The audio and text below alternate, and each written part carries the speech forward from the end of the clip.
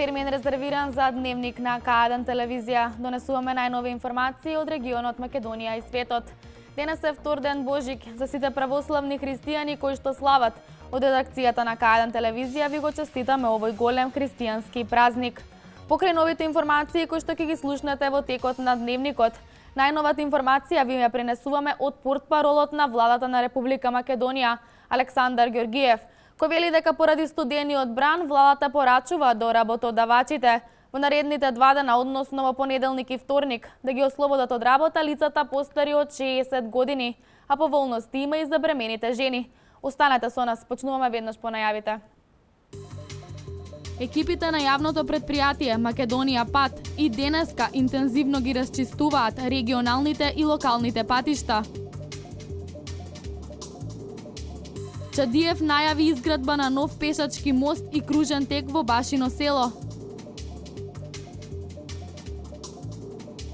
И покрај зимските услови и ниските температури, потребите на граѓаните за електрична енергија задоволени.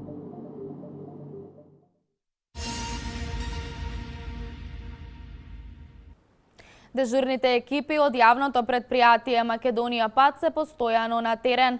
Сообраќајот на магистралните и регионалните патишта се одвива во зимски услови и засега нема застој на сообраќајот во регионов. Од Центарот за управување со кризи информираат дека се работи на расчистување на сите локални патишта. Надлежните апелираат внимателно возење, носење зимска опрева и почитување на патната сигнализација. Одитната медицинска служба велат дека во изминатите 24 часа немаат зголемен интензитет на работа. Екипите на јавното предпријатие Македонија Пат постојано се на терен. Сообраќајот на магистралните и регионалните патишта се одвива во зимски услови, по влажни коловози на места со остатоци од наноси на снег. Од јавното предпријатие Македонија Пат информираат дека застој во сообраќајот од Велес кон Гевгелија нема, а исто така и на патниот правец од Велес кон Свети Николе нема застој. Прооден е и патот кон село Дреново. Сепак надлежните со препорака до возачите да управуваат со прилагодена брзина и да носат зимска опрема и да ги почитуваат сообраќајните знаци. Според информациите од Центарот за управување со кризи, пробиени се патиштата кон Иванковци, Клуковец, Раштани, Бузалково. Екипи од локалните компании се постојано на терен и работат на расчистување на сите локални патишта, информираат од Центарот за управување со кризи. Одитната медицинска служба вела дека во изминатите 24 часа немаат зголемен интензитет на работа. Пациентите кои побарале помош се хронично болни лица, заболени од грип и срцеви заболувања. Единствениот проблем со кој се соочуваат се тесните непроодни улички во градот, доколку добијат повек за домашна посета. И лекарите со препораки при екстремно ниските температури, граѓаните да конзумираат топли напитоци, да носат топла облека, а хронично болните лица да ја земаат соодветната терапија препишана од матичниот лекар и да не се движат надвор доколку немаат нужна потреба од тоа.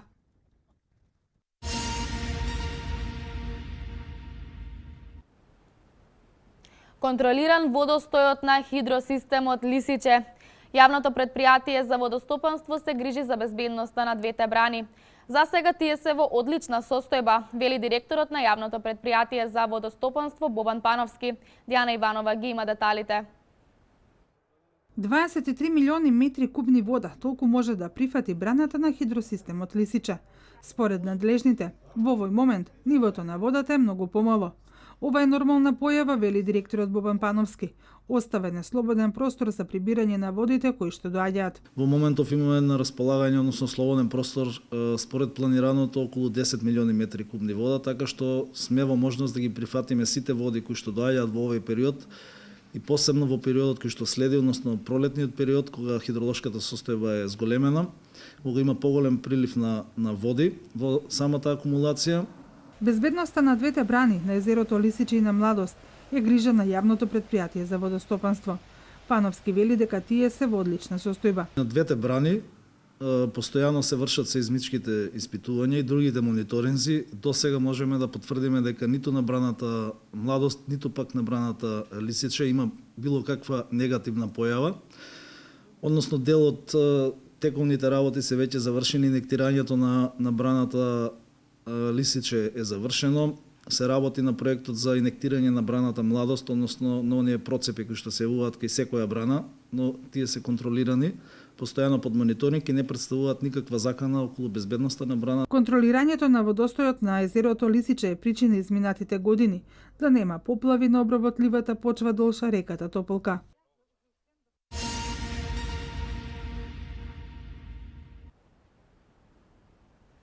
Низ за инфраструктурни проекти најави денеска Антонио Милошовски од ВМРО ДПМН. Како што вели тој, станува збор за проекти за кои граѓаните го дадоа својот глас на парламентарните избори. Истовремено, Милошовски му порачува на лидерот на опозицијата Зоран Заев да ја поднесе најавената оставка како председател на СДСМ. Проекти кои што се дел од приоритетите на нашата програма, кои што граѓаните во мнозинство ја поддржаа. Тоа се проектите за изградба на нов автопат од Гостивар до Кичево во должина од 42 км, изградба на нов патен правец Кичево-Дебар преку Бошков мост и изградба на автопатна делница од Струга до Требениште, со што ќе се поврзат со автопатот кој се гради на релација Охрид-Кичево. Сметаме дека на изборите многу јасно граѓаните ги поддржаа овие приоритети и проекти и заслужуваат истите да бидат реализирани и на тоа ќе работиме посветено после формирањето на новата влада. Истовремено би сакале да укажеме дека тие што не ја добија довербата на граѓаните со својата деструктивна политика, како господинот Заев, би било редно да си стојат на зборот и да ја дадат најавената оставка. И да овозможат на луѓето кои што имаат идеи и концепти да работат во интерес на сите граѓани, без разлика на нивната етничка припадност и без разлика на нивната политичка определба.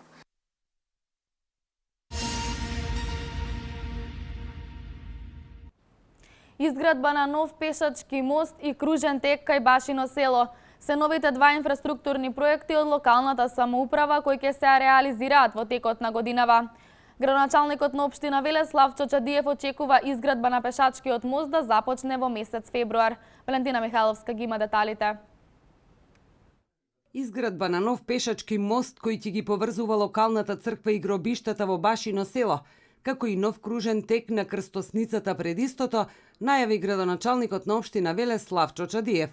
За овие два големи инфраструктурни проекти, локалната самоуправа ќе издвои 9 милиони денари, а ќе се реализира во текот на идната година. Тоа е на барање на жителите на Башино село, кои што го дадоа како приоритет и го бараат повеќе десетици години овој неопходен мост. Ние изработивме целокупната документација, тоа значи основен проект, идеен проект, ревизија на основниот проект и сега стигнавме до фаза на реализација, значи ќе распишеме тендерска постапка одма после новогодишните празници. По изборот на фирмата веднаш ќе се започне со реализација на проектот.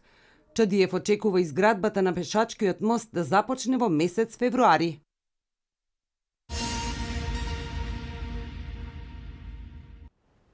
Одржани се едукативни трибини и непосредни разговори со земјоделците од Агенцијата за поттикнување на развој на земјоделци, кои покажаат добри резултати се со цел подобрување на нивната работа.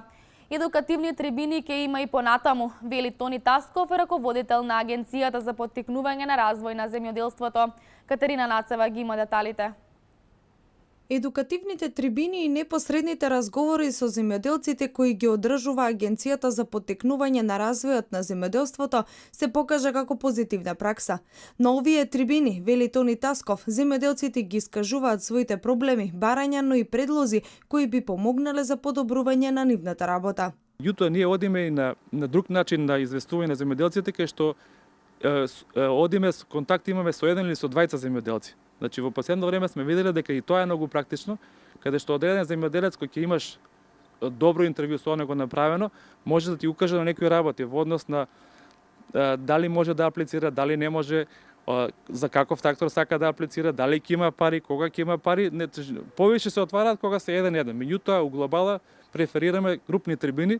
Од агенцијата вела дека едукативни трибини ќе има и понатаму, но сепак индивидуалните средби кои ги имаат, Тасков вели дека имаат поголеми резултати. Токму затоа и проектот кој беше најавен советник за секој земјоделец ќе биде погоден за земјоделците, потенцира Тони Тасков, додавајќи дека наскоро се очекува и негова имплементација.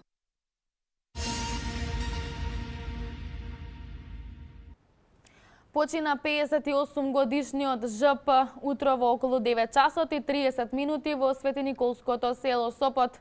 Причината е избувнатиот пожар кој утрово се случи во куќата на сега починатиот, информираат од Министерството за внатрешни работи. Се уште не се знаат точните причини за настанатиот пожар. Првиот ден од Божик кобно за 58 годишниот ЖП. Утрото околу 9 часот и 30 минути во Светиниколското село Сопот избувнал пожар во куќата на сега починатиот ЖП, кој настанал во помошната просторија во дворот од неговата куќа. Од Министерството за внатрешни работи информираат дека при гаснењето на пожарот од страна на местното население сопственикот е пронајден мртов.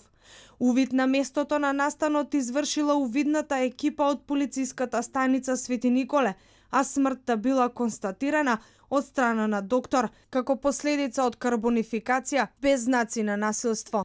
Се уште не се знаат точните причини за настанатиот пожар. Телото на починатиот е предадено на семејството.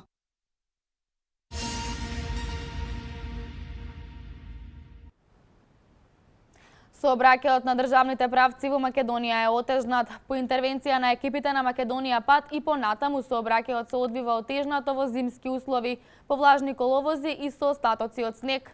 Рекордно ниски температури измерени утрово во Македонија. Најстудено со минус 28 степени утрово било во Берово. И покрај ваквите временски услови, електроенергетската состојба сепак стабилна. Потребите на граѓаните задоволени. Во продолжение информациите од Македонија. 15 јануари е рокот за поднесување пријава за регистрација за целите на данокот на додадена вредност од страна на даночните обврзници, правни и физички лица, кои во претходната календарска година, заклучно со месец декември 2016 година, од вршење на оданочива стопанска дејност оствариле вкупен промет повисок од 1 милион денари. Од Управата за јавни приходи информираат дека во истиот рок пријава за регистрација за целите на данокот на додадена вредност образец ДДВ 01 може да достават и даночните обврзници кои сакаат доброволно да се регистрираат за целите на данок на додадена вредност.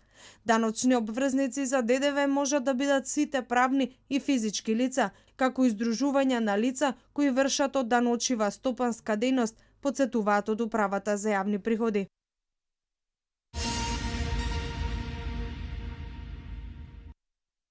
Електроенергетската состојба стабилна, се задоволуваат сите потреби на потрошувачите. Во првите 7 дена од годинава, АД Елем своето производство го има надфрлено и во целост одговори на потребите на граѓаните и индустријата, информира директорот на АД Елем Христијан Мицовски.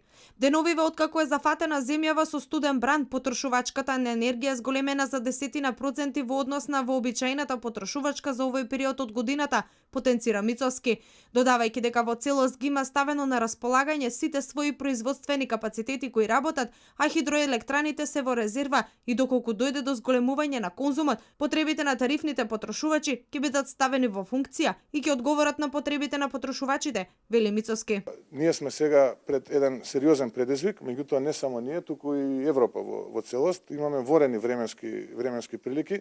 Во текот на вечерта температурата на одредени места во Македонија падна и под минус 25 степен, во Скопје беше околу минус 23, што значи дека во овој период сите ние, вклучително и сите чинители на електроенергетскиот систем, сме во целосна приправност.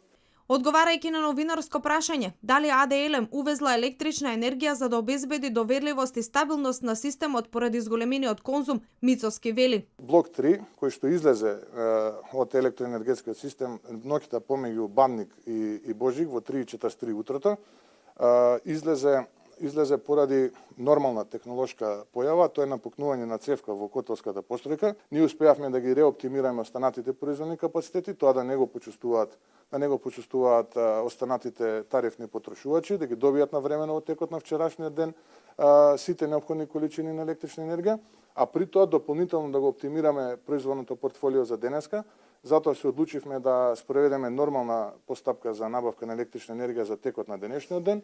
Во тоа успеавме, ги добивме неопходните количини и тој увоз ќе трае само во текот на денешниот ден, заклучно со 8 часот утре на Савајле, кога очекуваме блок 3 да биде веќе синхронизиран на мрежата на електроенергетскиот систем. Од 1 јануари годинава, согласно новите измени во правилата, АДЛМ е компанија која е обврзана да ги обезбедува неопходните количини на електрична енергија на пазарот на електрична енергија за тарифните потрошувачи.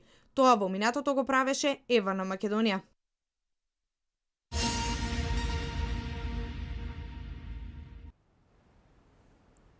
Најмалку 12 лица загинаа, 50 се повредени во експлозија на автомобил бомба. Нападот се случи на пазар во источниот дел на Багдад во шиитската област Јамила. Портпаролот на Ирачкото Министерство за внатрешни работи изјави дека полицаец го забележал напаѓачот и отворил оган, но не успеал да го спречи нападот. Според него меѓу жртвите најмалку 6 се цивили. Се уште ниту една група не превземала одговорност за нападот, вести од светот.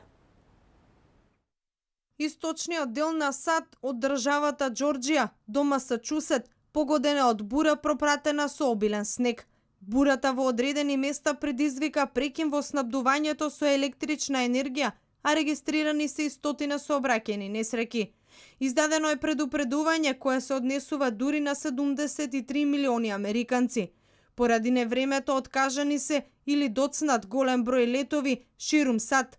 Снежната прикривка во југоисточна Вирџинија и во северниот дел на Северна Каролина изнесува околу 30 сантиметри, а во делови на Џорџија 15 сантиметри.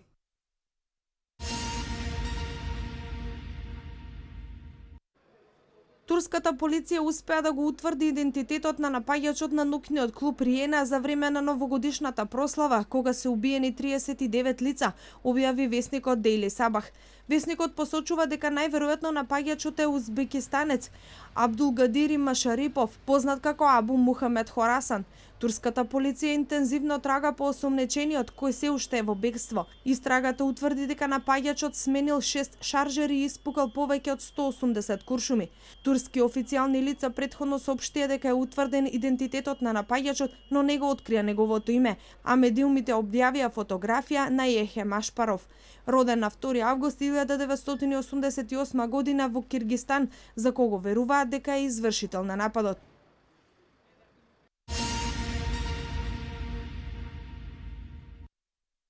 Австриското воено разузнавање предупредува дека Нигерија, Демократска република Конго, Судан и Етиопија се 4 држави од кои се очекува најголем миграцијски бран кон Европа. Околу 15 милиони луѓе се подготвени до 2020 година да тргнат на драматичен пат преку Средоземното море за да стигнат до ветениот стар континент. Во последните 3 години околу 550.000 африканци побарале азил во земјите членки на Европската унија. Најголемиот број се од Еритреја, Нигерија и Сомалија, а потоа следат Гамбија, Мали и Алжир, како и Судан, Демократската република Конго, Гвинеја и Сенегал, наведува германскиот весник Билд, кој имаше увид во документот на австриско военото разузнавање. Бегалците од Еритерија и од Сомалија имаат право на азил, бидејќи доаѓаат од воени подрачја, а другите се евидентирани како економски мигранти. Бројот на африкански бегалци значително ќе се зголеми ако Европската унија финансиски не ги поддржи погодените земји и не ја промени својата политика кон барателите на азил, кои се економски мигранти, се наведува во извештајот на австриското воено разузнавање. Поради големиот прилив на азиланти од Африка, значително ќе се смени односот на Европската унија кон економските мигранти, пишува во извештајот, но и дека ќе биде неопходна подобра контрола на надворешните граници на унијата и воведување на модел за протерување на тие на кои им е одбиен азилот.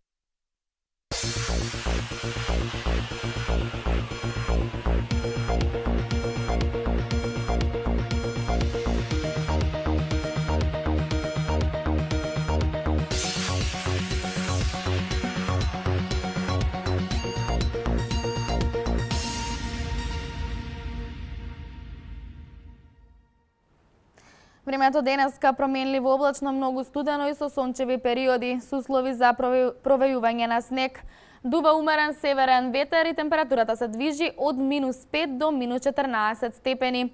А од утре слично време на денешното, но малку постудено. За подетални информации да го погледнеме графичкиот приказ.